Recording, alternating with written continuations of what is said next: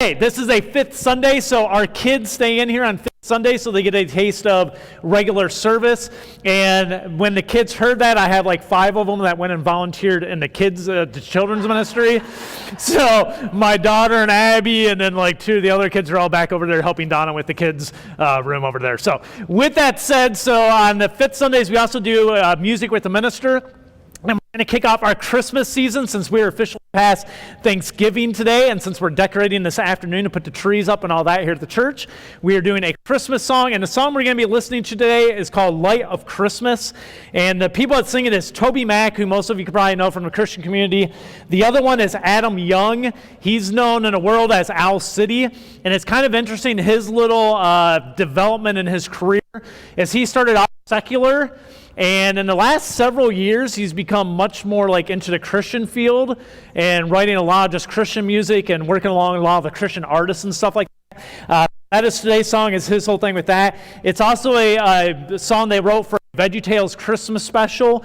And on the front of your program there, parents that have that, if you scan that QR code, it'll take you to the YouTube movie of that Christmas one. It's a great one for your kids to watch, just to kind of remember the real meaning of Christmas. So we put that on there. You can just scan it with your phone or your tablets at home or whatever, and it takes you to that video that your kids can watch and get a good understanding of the real meaning of Christmas. So with that said, we'll watch this video that's from the VeggieTales kind of background here. We'll watch it, and then I'll come back up and we'll walk through the song.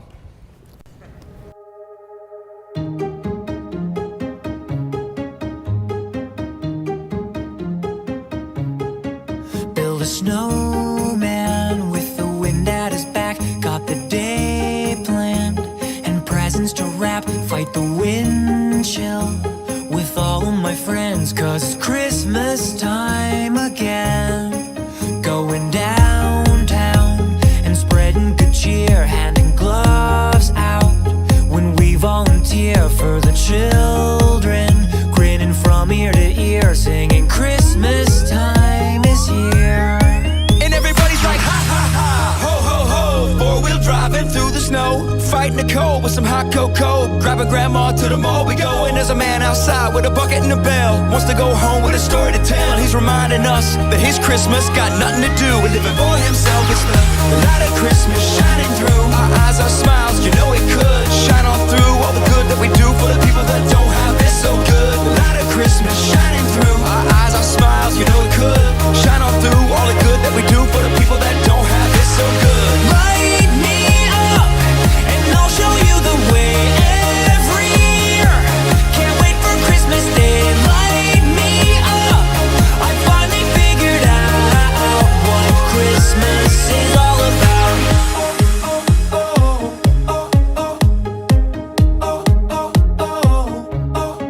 Here's a gift card for your new winter coat, 'cause the backyard is covered with snow and the sleigh rides, they don't cost a cent. Yeah, it's Christmas time again.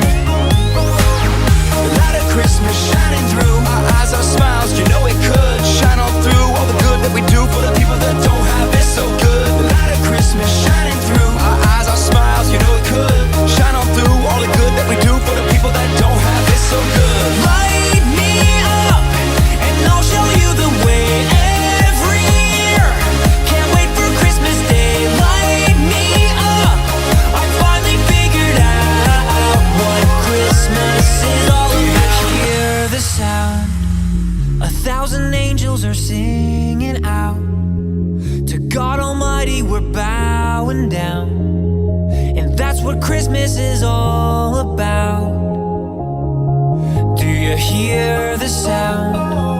1,000 angels are singing out. To God Almighty we're bowing down, and that's what Christmas is all about. Light me up and I'll show you the way every year. Can't wait for Christmas Day. Light me up, I finally figured out what Christmas is all And about. everybody's like, the light of Christmas shining through our eyes, our smiles, you know it could shine on through all the good that we do for the people that don't have it so good. The light of Christmas shining through our eyes, our smiles.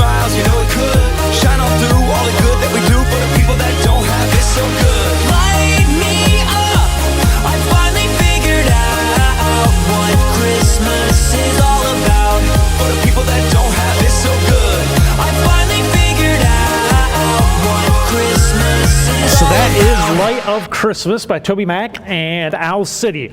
So what we're going to do now, I'm just going to walk you through the lyrics of the song, kind of explain it out to us as we kind of get into the Christmas season. And the first part of the song that we're going to deal with is I'm going to get rid of all the things that you Southerners that have lived here your whole life can't understand. So I'm just going to move that out of the way. So let me walk you through those real quick. Because how many of you have lived in the South your whole life? Raise your hands. Okay, so that's a good half of you in here. So here's a couple of the lyrics of the song. First it says this, build a snowman. Now what a snowman is for you Southerners, it's this thing and you roll up snow and you get into like 3 balls and you put the big one down and then you put the second one down. It's a little smaller and then the top one's even smaller than the middle one. And then you put like arms on it with sticks and you put some nose on it with a carrot and sometimes you put a hat and a scarf and stuff like that. For those of you who don't know, because you don't get enough snow down here, us northern kids, so when you grow up in Detroit, that's right, the northern kids and all that actually got snow. And the playgrounds, what we do when we had our half hours, build as big of a snowball as we could. And you'd roll these monster ones that were probably like this tall off the ground, like this wide. And then you would go roll another one. You have another team of kids rolling those. And then you'd have everyone get behind and try to roll that one up on the big one. And then you get the next one, throw it up there. And then we'd try to find stuff during recess, go break off tree branches and stuff and stick them on there. So that's what we would do. Now, real quick question. How many of you have never built a legitimate snowman before? Raise your hand. Oh my gosh, Marcy. You've never built a snowman? Oh my gosh. Okay, wow. See, this is why I feel bad. And I feel bad for most of you Southerners because honestly, it's been like 8 years since we had to get enough snow here to really build one. So Liberty has built one in her entire life, and that was probably 4 years ago. There's enough snow one morning real quick we got out there and like got all the snow in the front yard and we built like a decent one. We called him Jimmy. That was his name. It was Jimmy. But last year we had that one, but we were driving in from Florida to Dallas or something, and we got in and like I tried to get on that one, but it melted by noon. So anyways, with that said, so that's what a snowman is for those of you that don't know. It says build a snowman with wind at his back, got the day planned and presents to wrap, fight the wind chill with all my friends because it's Christmas time again. Now what wind chill is when it's cold out and there's this thing called wind and it makes it feel even colder. So if you live by the lakes of Michigan, it makes it colder. That's called wind chill, all right? Then it says this, and everyone is like, ha ha ha, ho ho ho, 4-wheel driving through the snow. That's where you get trucks, which you all own with 4-wheel driving, but you don't really need it down here. But up north, you need it for driving in the snow. So it says driving around with 4-wheel drive, fight the cold with some hot cocoa. With as northerners, we all know this. You love hot chocolate in the winters. As a child, I was one of the safeties. So in 5th and 6th grade, I got to stand out in a corner for like 45 minutes in the mornings in like 10-degree weather with the wind chill and hold people at the lights. And then you'd be totally numbed out. And you'd get back into school and they'd have hot cocoa for you. And you got to go to the side room and drink your cocoa and sit in there for like 20 minutes to warm up. And then your fingers would all swell up and everything. And they'd itch and hurt. And you had to go to class. But that's a northern thing that you guys don't have to experience the joy of. And then it says this, grab a grandma and go to the mall. And you might be thinking, what is that? Well, as northerners, we know this because as you get older up there, you don't like driving in the snow. So you have to rely on your grandkids and your kids to come get you to take you Christmas shopping because you don't want to drive in the snow anymore. So that's what that line is. So now I gave you the understanding of those things that you couldn't understand otherwise. So you can say thank you. Okay, we'll take that. All right, so here's the next part. The next part of the lyrics get into some perspective on what Christmas has become in our culture. And here's what it says. It says, there's a man outside with a bucket and a bell. So we're all familiar with this, the Salvation Army, with your guy out there with a bucket and a bell, wants to go home with a story to tell. And he's reminding us that his Christmas got nothing to do with living for himself. And this is kind of always an interesting thing if you think about it at Christmas, is the Salvation Army guys and the perspective they give you when you walk into a store. Because usually when you see them, you're going out to purchase stuff for other people and yourself because you have enough money to be able to go buy that. You have enough abundance to go do that. And yet there's the Salvation Army sitting out there with a little bell and his little tin, the little bucket, sitting out there that you donate your money, reminding you that there's a lot of people that don't have an abundance. There's a lot of people that don't have much.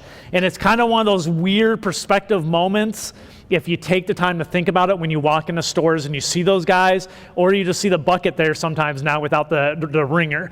So I wanted to give you a little bit of perspective on what the Salvation Army does. I didn't know much of this until I researched it here because I wanted to figure out how much money they bring and stuff like that. But the Salvation Army in the United States puts out 25,000 of those red kettles in the United States every Christmas season. They have volunteers, people at them, usually work for 2-hour shifts. And some of those people will shift from place to place or sign up for 2 of those, but it's always in 2-hour shifts that people sign up to man those. Typical year in the last several years, about $150 million is donated in the red kettles. Okay? And as an organization, they give 82% of their donations go to provide services for those in need. So 82 cents on every dollar you give actually goes into the real world to help people in need. The average they consider for a healthy charity is 75%. So 82%, they actually do a really good job of making sure a good portion of their money is actually used in tangible ways to help the people you think you're helping when you give there. So they kind of give us a very good perspective that we need to be aware of when we are surrounded by so much materialism. So this season, when you're walking into the stores and you see those red kettles, think about the people who don't have as much as you do. The people that money is going to go to help other people. The hard part of it, I've noticed recently, maybe you have, I don't use cash much anymore. So I don't have cash to actually give to it, but I used to. So what I always do is take all the change in my car and I clear it all out during the Christmas season and stick it in the red kettles. But they haven't figured out the credit card thing yet. They need to have one on the metal, on the side of the kettle, and I could swipe my credit card and do that. But 1 Corinthians chapter 7, verse 31, we are warned, and it says this. It says, for those who use the things of this world, which is all of us, should keep things in perspective when we are surrounded by, those who use the things of this world become attached to them. For this world as we know it will soon pass away. So Paul warns us of keeping this perspective of the things that we use in this world. Make sure you don't get too attached to that stuff. Okay, because that stuff eventually all passes away. It all goes away. So you got to keep your perspective straight. Now the song transitions to another part, and what it does, it talks about the Christmas season and one of the desires that people have during the December season to serve others. And here's what it says in this part of the song. It says, going downtown and spreading good cheer, having gloves out, volunteer, for the children grinning from ear to ear, singing Christmas time is here. Here's a gift card for the new winter coat because the backyard is covered with snow. And the sleigh rides, they don't cost a cent. Yeah, it's Christmas time again. And what you'll see is during the holiday season here, people serve more than they usually do. And real quick, how many of you usually donate or serve during the month of December some way? If you're part of this church, you do the food bank. So if you're part of the food bank, you're serving. Okay, so we just did that last weekend. I think we had 130 some families here in the community. We just gave out turkeys to and all last weekend with food bank stuff that we do every month. So that's a way that we serve. But when you look at the stats, what you will find is the American people are the most generous people on the face of this planet. So when you do studies and they look at the data per capita giving of people giving to charities, we outrank every other country in the world, and it's not even a close second to how much we actually give of our own money to help other people. And it's just part of the American heart, as part of who we are as Americans. And so here are just some stats on that. Found out that 2 of 3 Americans donate money to charities during a typical year. So 2/3 of the American people donate some type of money to a charity, and that also includes churches that do charity in their local communities and stuff like we do as well. So 2 out of 3 Americans. 25% of Americans actually donate time during the year. So 1/4 of us actually go physically serve at a charity or something like that. Again, because you're part of this church, that's a much higher percentage here because of all the stuff we do. So we know that's probably about 80% here, but 25% of American people. 45 through 54-year-olds serve most. Okay, so just so you know who serves the most, 20 to 24-year-olds serve the least. If you think about that, it's not a criticism of it. I think it's just as you get older, you get a different perspective on life. So now I'm at that 45-year-old area, and obviously I serve more than most people. No, I'm just kidding.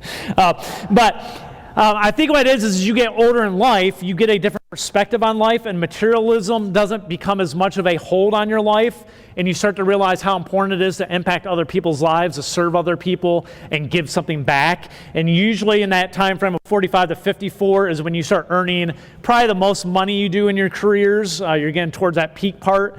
So you start having a little bit of an abundance as long as you haven't gone massively in debt prior to that. You start paying off college loans, and those are all gone and stuff, and you have a little bit more freedom to donate your time, to donate money to different organizations. 30% of our giving in the United States is done in December, which is incredible if you think about it. Almost a third of all giving is done in 1 month in December. $292 billion is donated by Americans in 2018, and that's individual. So $292 billion where people willfully just give it to other people. Okay? And $136 billion is also donated by companies and foundations. So between that, you have $428 billion that are donated just free will to help people in our country, just people just giving it out. That's the American heart that we have. And during December, that really seems to come to the forefront that we want to serve others. But then we get to the real substance of the song. And the real substance is this, that service without understanding the season misses the real significance of what Christmas is all about. Okay, so just serving without knowing the significance of what Christmas is about misses the whole point of it. And so we have to make sure we understand the reasons behind our serving, the reasons for Christmas and what we celebrate. The song says this, "Do you hear the sound? 1,000 angels are singing out to God Almighty, we're bowing down," and that's what Christmas is all about. Let me just remind you as Christians why we bow down and why we sing out. And if you're not a Christian in here, let me tell you why we bow and why we serve our God and why we sing to Him and sing out to Him. Here's the deal. We are all born into a fallen world. At some point, we came into existence in this world, and we will exist for the rest of eternity because we had two people that came together and decided, hey, they wanted to make a baby, or they just happened to make a baby by chance or by mistake or whatever else. But that's how we came into the world, and we came into a world that is incredibly broken. That is tainted by sin, by pain, by loss, by all sorts of things. We are born into that world. And as we grow, it's not as much when we're kids, but as we start to grow up and get our adult minds and think things beyond just the moment, there's certain questions that we start to ask in adulthood. And every one of us has asked these questions before at some point. One of them is this: what is the purpose of this life? Like, what's the purpose of life? Another one we ask is, where do I find meaning? Because as we get older, we start to realize all the things we were told by the world that would bring meaning to us doesn't really seem to stick and last with us, and we start asking, where do I find real meaning? Another question we ask is this: what has any lasting value when I get to the end of my life? If you're lucky enough to make it into your 60s or 70s or 80s, you start looking and going, what will still have value at that stage of my life? And we start thinking through. And another one is this: how do I rationalize all the pain and the loss I've experienced in my life? Like, how do I rationalize that? How do I put it together? How do I make sense of all the pain and all the loss that I have gone through in my life? Those are standard questions almost all human beings as we grow into adulthood ask and run through our minds, and we start looking for answers for. And here's the thing: without the events of Christmas that we celebrate this season, we will never find any good answers to those questions. You can ask those questions all you want, and you will never come to good conclusions. You will never find conclusions that actually satisfy your soul for any more than a brief moment of time. You just won't if you don't know what Christmas is all about. Because the true story of Christmas is all about hope. Hope that there is something more to this life than what my eyes can physically see. Hope that there is a purpose beyond this life that I am living. Hope that our failures and our pain won't be the thing that is our defining story about our life. Rather, Jesus' eternal victory can be the thing that gives us identity. That's what Christmas is all about. That's why we bow down. That is why we sing. Because this baby boy that we celebrate this month, Jesus Christ, has given us an opportunity to have a different story to our lives, a victorious story because of what He did with His life. That is what we celebrate at Christmas. This is truly about hope and the hope that this baby brought to us. In 1 John chapter 2, verses 16 and 17, it says this, "For this world offers only a craving of physical pleasure, a craving for everything we see, and pride in our achievements and possessions. But these are not from the Father, but are from the world." And it states an obvious fact. And this world is fading away along with everything that people crave. So it's just going, all those things that we strive for, everything the media shows us and commercials tell us that we are supposed to achieve and gain and acquire to find purpose in our life, it states the obvious fact, which is we all find out eventually all that stuff's fading away. None of that stuff is lasting. It says, but anyone who does what pleases God will live for what? Forever. Anyone who does what's pleasing to God will live forever. They will find true purpose. They will find real hope in the lives that they get to live on this planet, however long we get to be here. Okay? The next part we see is this. It's what our role is as Christians during the Christmas season, beyond just knowing what the meaning of Christmas is and beyond just serving people. What else are we supposed to do? And the answer is simply this. We have to tell the world what Christmas is about. That is our role. The song says it like this, "Light me up and I will show you the way." Okay, light me up and I will show you the way. Every year can't wait for Christmas Day. Light me up. I finally figured out what Christmas is all about. And it seems to be an implication here in the song that at one point he didn't really understand what it was all about, but then he did. And then when he found that out, it lit him up, like it lifted his spirits to go, that's what Christmas is about. That has real meaning. That has real purpose. Here's the deal. Our environment in this country has been changing for a very long time. The world that we live in today is drastically different than the world we lived in 30 years ago. Okay? Here's just a little bit of information about the change. 9 out of 10 Americans still celebrate Christmas. So 90% of people still celebrate Christmas. That makes sense. And that's kind of encouraging. But then this next stat's interesting. Only 44% of those that celebrate Christmas actually view it as a religious holiday. Okay? Only 44% view it as they know what the meaning of Christmas is. 56% of people celebrate it as a cultural holiday, which is they view it as just trees, gifts, presents, get together with family. That's how they view Christmas. 56% of people view Christmas as a cultural holiday, which is kind of shocking when I found that out. Okay? The majority of people see Christmas being more about a mall rather than about a manger with a baby in it. That's what you find in our society, is the majority of people see Christmas about a mall more than a manger. And those being raised by those who see Christmas as a mall have literally no idea about the manger and the meaning of Christmas. We see this on Wednesday nights with our kids.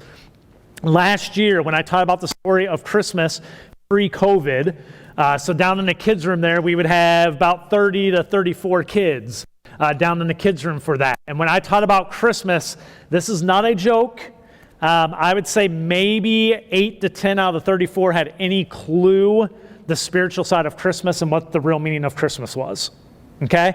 The reason for that, they are being raised by people who think Christmas is about the mall, not the manger, so they never hear about it. If you think about during this Christmas season, watch your commercials and watch your TV shows. Think about what percentage of those communicate any type of message that Christmas has a spiritual meaning. And what I think you'll find out is, I would say at best, 10% of stuff does. Maybe is it the Peanuts special, which I've never watched? Is that the one with Charlie Brown? That's right, I've never watched that one. I can't stand it. For some reason, the first 5 minutes make me go, I don't even want to watch this thing. But the Peanuts special, I do know because of the song we did last year, it gives the Christmas story where they talk through it. I think at the end of it, is that when it comes, is in the end of it? That might be one of the few events that's actually on public TV anymore that describes the spiritual side, the religious side of Christmas anymore, that you can hear if you're just at home with people who don't know about it. All right? So our role, people, our responsibility is to explain the true meaning of Christmas to the world around us, because the majority of people we run into today will not know the real significance of it. They will not know that Christmas is about hope, and hope in Jesus Christ and the hope that He brings to our lives. We have to fulfill that role. Finally, The song kind of closes out with a recap, and here's what it says.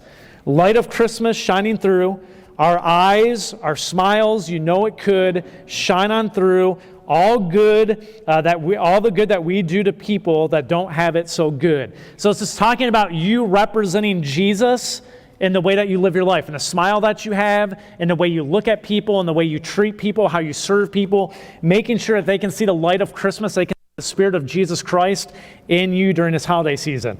Then he says, light me up. I finally figured out what Christmas is all about. All right? So he's going, light me up. Let me out there so I can tell people about Jesus Christ. We know as Christians sitting here this morning what Christmas is all about because we celebrate it for the whole month. We sing Christmas songs together. We'll talk about it from time to time during the month. We do our family Christmas night. We know what it is. Our kids know what it is, but the majority of people around us don't. And it's up to us to shine bright for the kingdom of God during this Christmas season and let our light shine in front of them, to share with them the hope that is found in Christmas through a little baby named Jesus Christ. Philippians 2:15, I want to end with this. It just says this, live clean, innocent lives as children of God. And then he says this, shining like bright lights in a world full of crooked and perverse people. We're supposed to shine like bright lights. We're supposed to shine like a star in the sky for people to know who Jesus Christ is. Make sure that you are being the light of Christmas this December. Would you pray with me? Heavenly Father,